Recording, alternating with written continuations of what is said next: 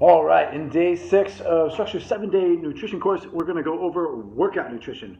This could have been day 1, like to kind of give you the tutorial of what do you eat for your workout, to fuel your workout, to like all this stuff. So the biggest answer that I'm going to give you is this.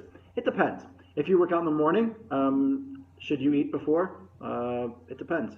Depends on what time you work out, and it depends if you like working out after having only coffee or seltzer or something like that. Totally up to you. On the flip side, if you work out at night, you might want to work out or you might want to eat something before. Timing of your meals and the timing of your workouts really matters. So let's review some workout nutrition frequently asked questions. So first, if you work out in the morning, let's say first thing in the morning, I would not eat if you're doing cardio. Simply put, I just wouldn't. If you have blood sugar issues, you might want to think about doing cardio first thing and adjust it, right? Because if you think you're going to get low blood sugar during your workout, if you feel like you don't necessarily metabolize carbohydrates just yet, I would delay your cardio until later in the day when you have a chance to get your blood sugar or get some carbohydrates in your system and to stabilize your blood sugar. But that's just me. I've experienced and seen a lot of folks do well by not eating breakfast before and just having coffee or just water before their workout, and then they feel fine. There's another thing that you can do too called branched chain amino acids, and what these can help with, quite simply, is they can help you feel like you're actually getting some nutrition in. In addition, they can help you feel like you actually get like you're eating something. And then for people that are doing weight training, for sure, branched chain amino acids can be something that most of them taste good, and then it can kind of keep you full. So you're not, if you are one of those people who tends to get hungry first thing in the morning, this is one of those things that can help keep you from thinking about, oh my goodness, I'm so hungry. So branched chain amino acids could certainly help. Now, if you're working out around lunchtime, biggest thing I'm going to recommend here as far as your workout timing, some people can go as little as 90 minutes before if they're doing a strength training workout. On the flip side, some people are going to need something like 2.5 hours. It just depends on the meal. And then post workout, basically it's up to you. If it's one of those workouts that you felt nauseous or something like that, I would avoid eating just then. In addition to avoiding workouts that make you nauseous, but that's a different topic. Second, I would look at the timing of your carbohydrate intake, specifically pre and post workout. So if you have a 3 meal day, like let's say you're having 3 meals today, and your workout is at 12 o'clock, I would have carbohydrates before and after your workout, right, with your normal scheduled meals. And then on your last meal of the day, I would probably have, vegetables and kind of skip the carbs on that meal. Now, that depends on the person, but you can split it up. You can go all 3 meals have carbs, but that's just a simple way to almost do carb cycling and only have carbohydrates either in one meal or the other. In 2 meals and not the other. That's a simple way to do it. As far as nighttime, real simple. Same thing. If you're working out at 6:30 p.m., try to time that meal so that around 4:30, roughly, maybe at 4, you're going to get some food. Some people will say like peanut butter and an apple and a protein bar, whatever works for you. I'm going to say this about fat intake around your workout.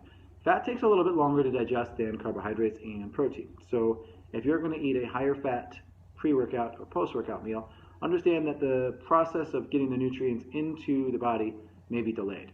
So you're going to have to look at what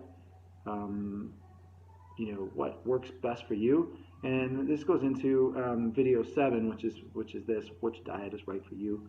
So I really think paying attention to how food makes you feel, paying attention to pre-workout in the meal that you had pre-workout and how your workout feels with different, I've had people have salads and then just grilled chicken, and then they don't have enough fuel for the workout and they feel like they're really lethargic.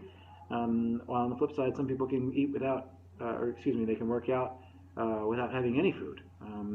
So it's one of those things.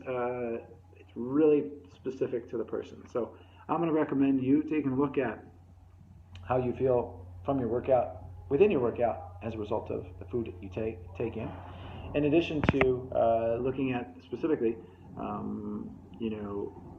any sort of structure that you can establish. So if your workout's always at noon, if your workout's always at 9:30 a.m., whatever, but any sort of structure that you can establish so that you can get some feedback on your timing of your meals, I think that'll help. So going back to supplements, that we covered, I didn't want to add the amino acids to complicate things, but it can be helpful if you find yourself hungry first thing in the morning. Protein shake recommendations as far as pre or post workout. This is also a good time for that. The reason being gastric emptying, meaning how quick it goes through your stomach and your digestive system, is rapid. So because it's liquid. So protein shakes can be very helpful. Protein powder, it can be whey, it can be pea protein, it can be all sorts of vegetarian protein. And we like ours. Obviously, we're biased. But the protein powder and protein shakes isn't a bad way to go. Plus, it's just so quick and so easy, especially on the travel days, travel workouts, etc. You have to grab it and go. That's a must.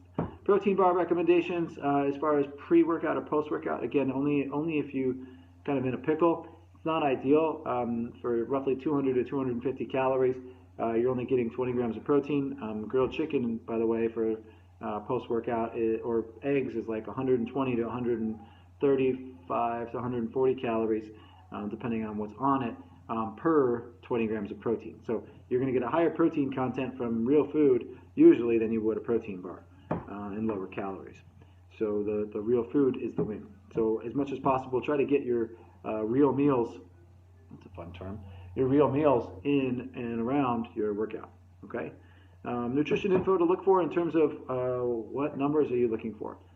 Believe it or not, a 1-to-1 ratio of carbohydrates and protein pre and post workout is what you're looking for. So if you're having 30 grams of carbs, 30 grams of protein, that's ideal. That's a minimum, by the way. So for longer duration workouts, you could go as high as a 2-to-1 ratio of carbohydrates to protein. So 60 grams of carbs and 30 grams of protein. Again, that depends on the person, depends on your carbohydrate tolerance, how well you metabolize carbohydrates. It's not a one-size-fits-all recommendation. So, but that's something that we see often is people are like, oh, well, that's too many carbs. Well, where's the rest of your carbs? Oh, I'm not having any. You're going to have carbs if you're lifting weights. So, not have to, but eventually. So yeah, that's it. As far as our nutrition recommendations around your workout, the biggest thing I can ask is just to try to take some sort of inventory how the timing of your meals and shakes, etc., impacts your workout. Because then you're going to know best. My nutrition plan changed a lot. I run half marathons without eating anything before. It really depends on the person. So that's going to be my recommendation. Any other questions? Feel free to shoot them my way. Have a great day.